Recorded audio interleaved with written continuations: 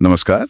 आज हम भौतिकी के एक बहुत ही बुनियादी लेकिन ज़रूरी विषय पर बात कर रहे हैं, गति के नियम, मतलब लॉज ऑफ मोशन। हाँ बिल्कुल, तो चलिए शुरू करते हैं। सबसे पहले फोर्स मतलब बल। ये वो धक्का या खिंचाव है जो किसी चीज की गति की स्थिति बदल सकता है। हाँ, मतलब या तो रुकी चीज को चला दे, या चलती चीज को रोक दे, या उसकी दिशा बदल दे, और इसे मापते हैं न्यूटन में। ठीक है, और इसी से जुड़ा हुआ है इनर्शिया, जड़त्व। बिल्कुल, इनर्शिया किसी भी चीज की वो प्रॉपर्टी है जिसकी वजह से वो अपने मौजूदा हालत में ही रहना चाहती है, बदलाव को रेजिस्ट करती है। भारी चीजों में इनर्शिया ज्यादा होता है, वो अपनी जगह से हिलना नहीं चाहती, या अगर चल रही हैं तो रुकना नहीं चाहती। अच्छा, तो ये रुकने और चलने दोनों का विरोध है। हाँ, और यहीं से आता है न्यूटन्स फर्स्ट लॉ, न्यूटन का पहला नियम। इसे जड़त्व का नियम, लॉ ऑफ इनर्शिया भी कहते हैं। अच्छा, सीधी सी बात है, अगर किसी चीज पे कोई बाहरी नेट फोर्स, मतलब कुल बाहरी बल नहीं लग रहा, तो वो जैसी है वैसी ही रहेगी, रुकी है तो रुकी रहेगी, और अगर चल रही है तो एक सीधी लाइन में उसी स्पीड से चलती रहेगी। जैसे कार में ब्रेक लगने पर हम आगे क्यों झुकते हैं? इनर्शिया के कारण ही। हमारा शरीर चलते रहना चाहता है। समझ गया।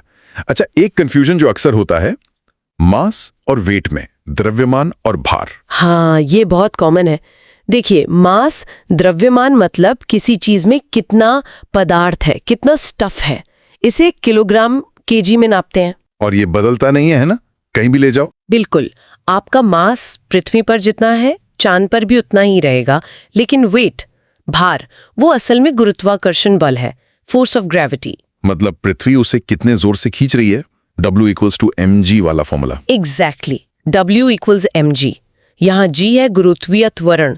क्योंकि चांद पर G कम है तो वहां आपका वेट कम हो जाएगा, भले ही मास उतना ही हो। अच्छा, तो वेट जगह के हिसाब से बदलता है। हाँ, पृथ्वी पर भी थोड़ा बहुत बदलता है, ऊंचाई या गहराई के साथ, क्योंकि G बदलता है। दिलचस्प।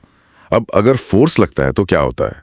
यहाँ न्यूटन सेकंड लॉ आता है, F=ma। हाँ जी, न्यूटन का दूसरा नियम F=ma। ये बताता है कि बल, फोर्स, द्रव्यमान, मास और त्वरण, एक्सेलरेशन में क्या रिश्ता है। त्वरण मतलब वेग में बदलाव की दर। सही। तो ये नियम कहता है कि त्वरण लगाए गए बल के सीधे अनुपात में होता है, डायरेक्टली प्रोपोर्शनल, और द्रव्यमान के व्युत्क्रमानुपाती, इनवर्सली प्रोपोर्शनल होता है। मतलब ज्यादा फोर्स तो ज्यादा एक्सेलरेशन। हाँ, और अगर मास ज्यादा है तो उतना ही फोर्स कम एक्सेलरेशन पैदा करेगा। इसीलिए ट्रक को तेज करने में ज्यादा जोर लगता है कार के मुकाबले। बिल्कुल, इसी नियम से हम गणना कर सकते हैं कि कितना बल लगाने पर कितनी तेजी आएगी। और फिर है न्यूटन्स थर्ड लॉ, न्यूटन का तीसरा नियम। हर क्रिया की बराबर और विपरीत प्रतिक्रिया होती है, एक्शन रिएक्शन। हाँ, लेकिन इसमें एक पेच है जो समझना जरूरी है। एक्शन और रिएक्शन बल हमेशा बराबर और उल्टी दिशा में तो होते हैं, पर वो हमेशा अलग अलग चीजों पर लगते हैं। अच्छा, अलग अलग चीजों पर। जैसे जब आप जमीन पर चलते हैं तो आप जमीन को पीछे धकेलते हैं, ये एक्शन है जमीन पर, और जमीन आपको आगे धकेलती है, ये रिएक्शन है आप पर। हाँ, और क्योंकि ये रिएक्शन मुझ पर लग रहा है, मैं आगे बढ़ पाता हूँ। बिल्कुल, अगर ये दोनों बल एक ही चीज पर लगते तो एक दूसरे को कैंसिल कर देते और कोई गति नहीं होती। ये हमेशा जोड़े में होते हैं और एक साथ लगते हैं। ठीक है, ये स्पष्ट हुआ। अब गति से जुड़ी एक और चीज, मोमेंटम। हाँ, संवेग। P=mv। हाँ, मोमेंटम, संवेग, किसी चलती हुई चीज के मोशन कंटेंट का माप है। ये उसके मास और वेलोसिटी, वेग का गुणनफल है, P=mv। तो भारी चीज या तेज चलने वाली चीज, दोनों में ज्यादा मोमेंटम हो सकता है। सही। एक धीमा ट्रक और एक तेज रफ्तार गोली, दोनों का मोमेंटम काफी ज्यादा हो सकता है। और इससे जुड़ा है law of conservation of momentum, संवेग संरक्षण का नियम। हाँ, इसका मतलब है कि अगर किसी सिस्टम पर कोई बाहरी असंतुलित बल ना लगे तो उसका कुल मोमेंटम हमेशा स्थिर रहता है, बदलता नहीं। ये कहाँ काम आता है? टक्करों में, जैसे बिलियर्ड बॉल का टकराना, या बंदूक से गोली चलना, या रॉकेट का उड़ना, इन सब में ये नियम लगता है। अच्छा, अब बात करते हैं फ्रिक्शन की, घर्षण। ये तो हमेशा गति का विरोध करता है ना? ज्यादातर हाँ, विरोध करता है। फ्रिक्शन वो बल है जो दो सतहों के बीच आपेक्षिक गति का विरोध करता है या होने से रोकता है। लेकिन इसके बिना तो हम चल भी नहीं सकते। बिल्कुल, चलने के लिए, गाड़ी के टायर को सड़क पकड़ने के लिए, चीजों को पकड़ने के लिए फ्रिक्शन जरूरी है। ये दोस्त भी है। इसके प्रकार भी होते हैं, स्टैटिक और काइनेटिक। हाँ, मुख्य रूप से दो तरह का। स्टैटिक फ्रिक्शन जो रुकी हुई चीजों को चलने से रोकता है, और काइनेटिक फ्रिक्शन जो चलती हुई चीजों की गति का विरोध करता है। और काइनेटिक वाला स्टैटिक से कम होता है शायद। हाँ, आमतौर पर काइनेटिक फ्रिक्शन का मान स्टैटिक फ्रिक्शन के अधिकतम मान से कम होता है।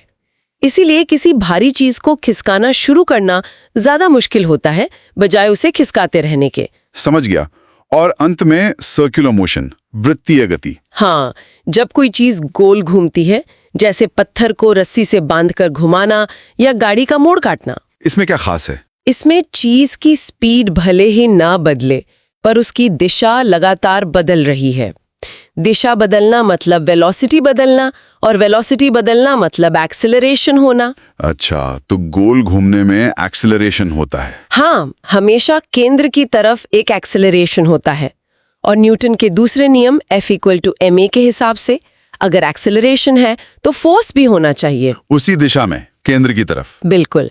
इसी केंद्र की ओर लगने वाले जरूरी बल को सेंट्रिपिटल फोर्स, अभिकेंद्रीय बल कहते हैं। इसका फार्मूला mv²r होता है। तो ये कोई नया टाइप का फोर्स नहीं है? नहीं, ये कोई नया बल नहीं है।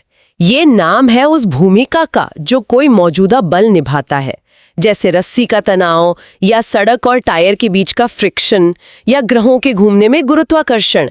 यही बल सेंट्रिपिटल फोर्स बन जाते हैं। मतलब गोल घूमने के लिए ये फोर्स जरूरी है? एकदम जरूरी। बिना इसके सर्कुलर मोशन संभव ही नहीं। तो हमने आज काफी सारी जरूरी टर्मिनोलॉजी समझी। फोर्स, इनर्शिया, न्यूटन के तीनों नियम, मास और वेट का अंतर, मोमेंटम और उसका संरक्षण, फ्रिक्शन के प्रकार, और सर्कुलर मोशन में सेंट्रिपिटल फोर्स की भूमिका। हाँ, ये सब मिलकर ही हमें समझाते हैं कि चीजें चलती क्यों हैं, रुकती क्यों हैं, मुड़ती क्यों हैं। इन सब का निचोड़ क्या निकाल सकते हैं हम? निचोड़ ये है कि ये नियम बहुत ही मूलभूत है, यूनिवर्सल है, हर जगह लग रहे हैं। लेकिन सोचने वाली बात ये है, क्या ये नियम उतने ही सरल है जितनी इनकी परिभाषा लगती है? मतलब ये कि क्या हमने सिर्फ सतह को खुरचा है? जब हम क्वांटम लेवल पर जाते हैं या बहुत तेज गति की बात करते हैं, तो क्या ये नियम वैसे ही लागू होते हैं, या फिर ये सिर्फ हमारे रोजमर्रा के अनुभव का एक बेहतरीन सन्निकटन, अप्रॉक्सीमेशन है? ये सवाल हमें भौतिकी की और गहरी समझ की ओर ले जाता है।